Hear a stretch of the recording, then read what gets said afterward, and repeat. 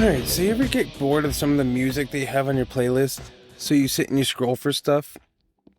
Well, that's what I found myself doing the other day. And I saw that Def Leppard just recently released a song like a week and a half ago. And I was kind of like, really? Like, they're still putting out music? So I'm listening to this song, and it's called Rejoice, if anybody's curious. And I'm listening to it, and my reaction isn't excitement, but it's actually shock. Like, how the hell are they still doing this? I mean, it's not like this band came out like 2 or 3 years ago. This band's been around since 1980. I don't think it'd be crazy for me to say that most of the people who are downloading their music now most likely first started listening to them on an 8-track. So it kind of begs the question, are people still buying Def Leppard albums, or is this just one of those bands that is just trying to stay relevant?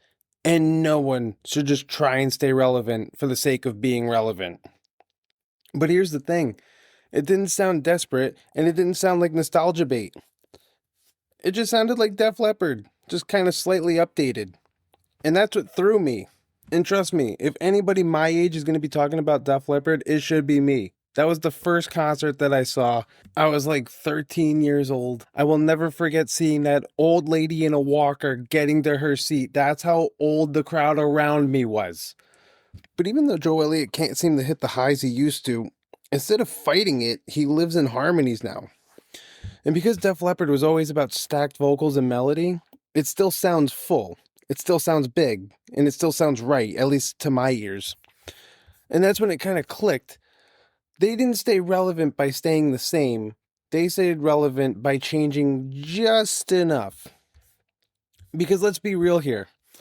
Most of the big 80s bands just can't hack it anymore. And if you've listened to this podcast enough, you know that I've talked about this countless times. But I don't mean these 80s bands just lost a step. I mean, it's actually rough. I mean, Vince Neil actually sounds like he's fighting with oxygen, let alone the fact that he's also fighting with gravity. But and then David Lee Roth is pretty much just doing spoken word at this point with background noise. And I'm not saying this to be cruel. I'm saying it because Def Leppard proves that this didn't have to happen. And I think the real difference is just technique. Like, a lot of those guys didn't have sustainable vocal technique. They just had the perfect voice for the era. Because the 80s rewarded high screams and strain. So if you could hit a note at that night, nobody cared if you'd still be able to do it at 60. And David Lee Roth, going back to him, I think he's honestly more of a baritone who just bullied his vocal cords into being a tenor. And I mean, it worked for the time, but your body remembers that shit. And his voice just ended up keeping the receipts. Joe Elliott, on the other hand, didn't have to build his identity on how high he could scream. He built it on tone, harmony, and blend. So when the top end went away, he still had somewhere to live. He didn't have to fight time. He actually just made room for it. And I remember this weird window from like 2008 to 2012 where all these bands tried one more time. Like, they all just kind of put out one more album. I think it was in 2010 when Chinese Democracy came out. I don't know. Ladies, go get you a man who's obsessed with you in the same way that Axl Rose is obsessed with himself. I mean, talk about 10 years wasted on an album. Bro went through like 5 lineup changes just to put out a trash album. But then in 2008, Motley Crue put out an album which was actually pretty killer called Saints of Los Angeles. And then in 2012, Van Halen put out their comeback album called A Different Kind of Truth. And it's Van Halen, so the music was actually good. But the vocals, oh my God, they may as well have just had a bunch of guys in a nursing home get together and say, we're going to make a band, because that's kind of how it sounded. But all these albums just felt like events. Like, oh, here's one more statement before we accept what this is now, which is just downhill. But Def Leppard just never kind of did that. They kept calibrating. And honestly, Def Leppard kind of reminds me a lot of AC/DC. Because AC/DC's album Power Up went #1 in like 20 countries back in 2020. And it's not because they reinvented anything. It's because they stayed in their lane and they executed it perfectly. It was just meant to be a tribute album, and that's all that it was. They didn't modernize. They didn't pivot. They just sounded like AC/DC. And they recorded well. Def Leppard does the exact same thing, just with a little bit more flexibility. They know who they are so well that even their adjustments still sound authentic. And that's where Guns N' Roses kind of loses me with some of their newer stuff that they try to put out. Because it honestly sounds like they're trying to do too much. I remember they put out a song called Absurd and another one called Hard School. And it's like they're trying too hard to sound modern. And the weird part is, there's so much music today, you don't need to sound like anybody else anymore. Trying to sound current is actually the fastest way, I think, to sound dated. And Metallica is one of the perfect examples of how this goes wrong, because they changed their sound in the 90s and immediately get labeled as sellouts. Not because their music was bad, but it's because to their fans, it felt like a value shift. Thrash to radio rock didn't really feel like an evolution. Aggression to accessibility felt more like a compromise. The outsiders succumbing to the institution felt like betrayal. So whether that criticism was fair almost doesn't matter, because fans don't react like critics. They react like people in a relationship. And now, in their newer albums, it sometimes feels like Metallica is trying too hard to prove that they didn't sell out. Like, look, fast riffs, double bass, we're still angry, blah, blah, blah. And it's like, guys, you don't have to cosplay your own past. Meanwhile, Def Leppard's doing just enough to stay relevant, to tweak and adjust their sound just right so they don't have to apologize. AC/DC is just blatantly staying in their lane without any explanations. And Metallica got stuck trying to please every version of their audience. And that's almost an impossible job. And all of this really hit me while I was watching the Grammys. And I felt really terrible because I kind of knew some of the songs, but I had no idea who any of the artists were. If somebody had asked me to name 10 artists who came out after the year 2018, gun to my head, I'd be praying that it was a rubber bullet because I'd be fucked. And that's not just because music is bad now. It's honestly just because there's so much of it. Also, everything is just so overproduced, and we're just in this era of, oh my god, this song better just be catchy enough so it can go viral on TikTok. Like, pop music truly sucks nowadays. Songs are made just to be put on a platform. They're not necessarily made for a true audience. Like, everything's fragmented, songs matter more than artists, and vibes matter more than identity. So in a world like that, chasing relevance feels pointless. The only thing that you can really own is who you are. Don't you guys notice that it seems pop artists' charisma or characters are more important than their music?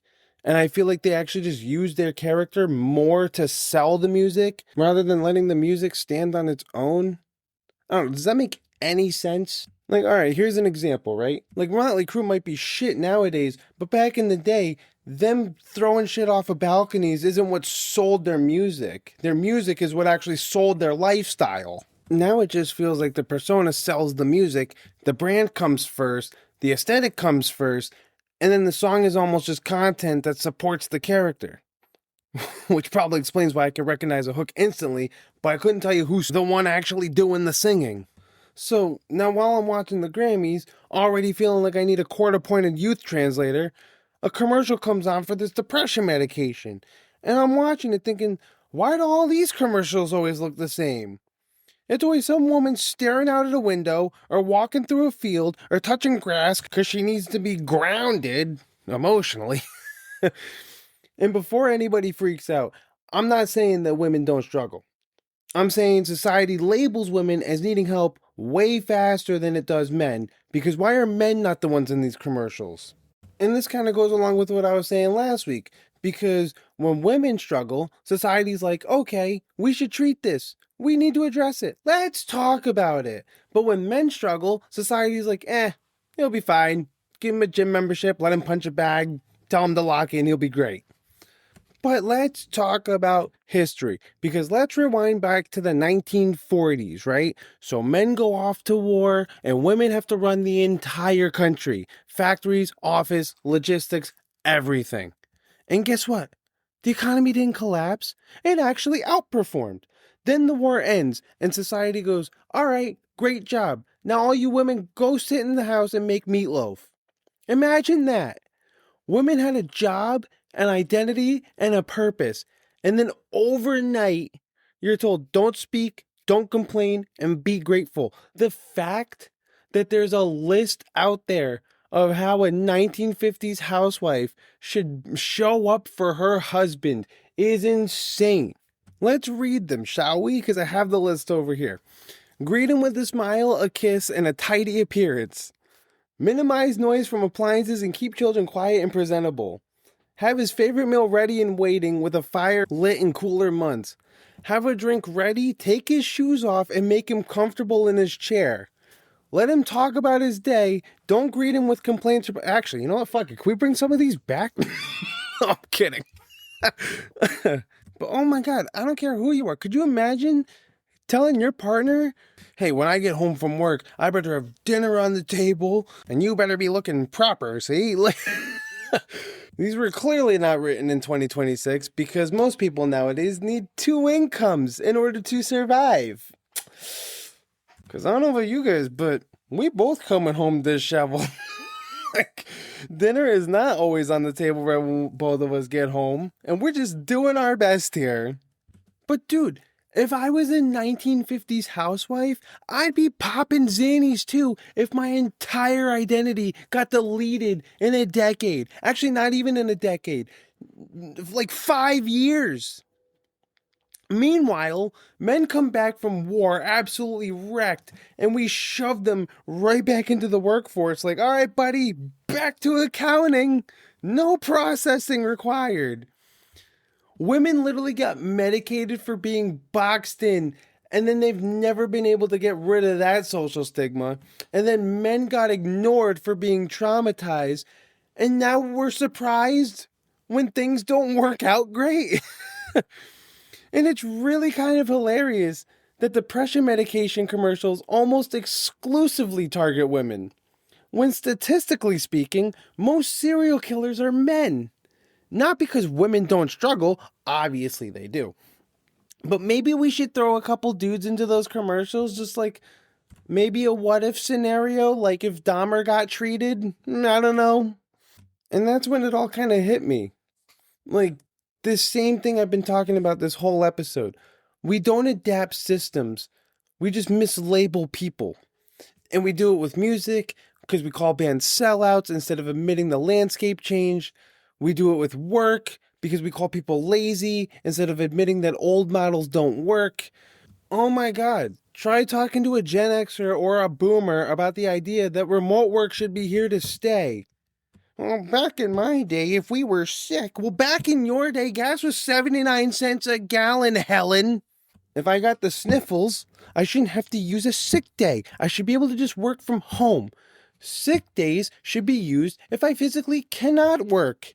Like if you get COVID or the flu and your aches and pains are so bad that you just physically cannot sit at a computer.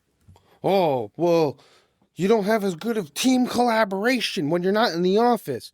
No, you just suck at texting. How about that? And look at that. We also do it with people. When society doesn't know how to handle change. Change isn't the enemy. Refusing to adapt is. And honestly, this ties into my own life. Now that I'm 30, I'm way more about comfort and enjoying the little things. 'Cause guess what I did? I bought a velour tracksuit. Actually, I didn't just buy one. I bought 3 of those motherfuckers. Not to go out. I mean, I will wear it if I'm going home from the gym and I just want to change of clothes or something. But like, I mainly bought them just to relax and to lounge on a Sunday like a retired European soccer coach. Just sitting there, velour tracksuit on, sipping on a cappuccino. Oh yeah, I didn't have a cappuccino until I was 30 years old. For years, I only drank black coffee, and it wasn't because I loved it. I mean, I'll still drink a black cup of coffee. I like it, but I thought it was because anything else was unnecessary calories. Almost like I was training for something even though I wasn't. I didn't have a cappuccino until I was 30 years old. 30. That's not discipline. That's just being dramatic. And it wasn't even some big health thing.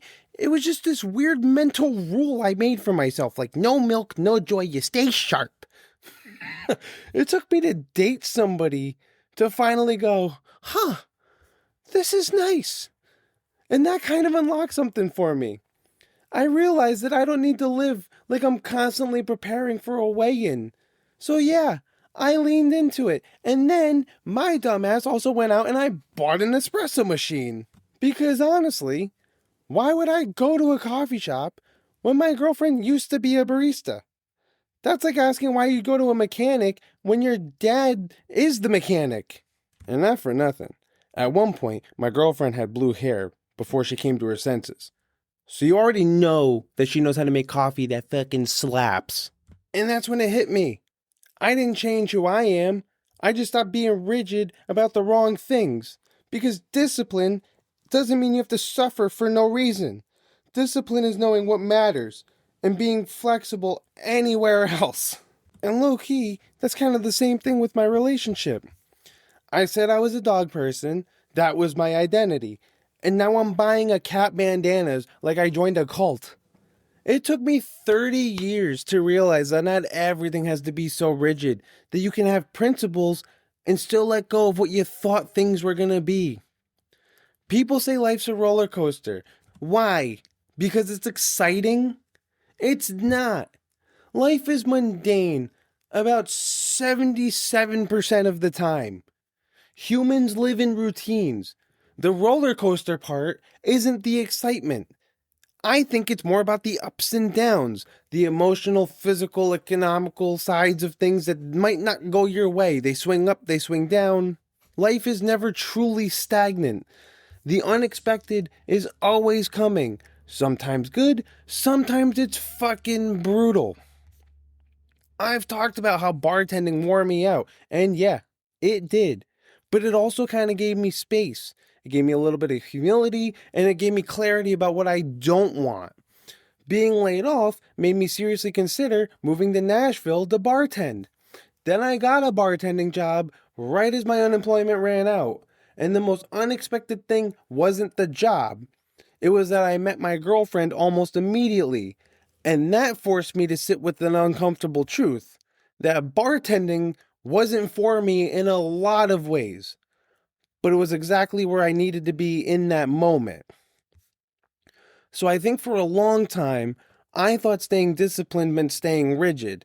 Now I'm realizing discipline is knowing what matters and being flexible everywhere else. I didn't necessarily change who I am, I just stopped fighting who I was becoming. The bands that last, the people that last, they know their lane well enough to veer without crashing. I didn't abandon my lane, I just stopped gripping the steering wheel like an asshole. And all of this just from hearing a Def Leppard song, watching the Grammys, and seeing a depression medication commercial. Anyways, that's where my head's been at. Stay in your lane, but don't be afraid to loosen your grip a little bit. I'll talk to you guys next week.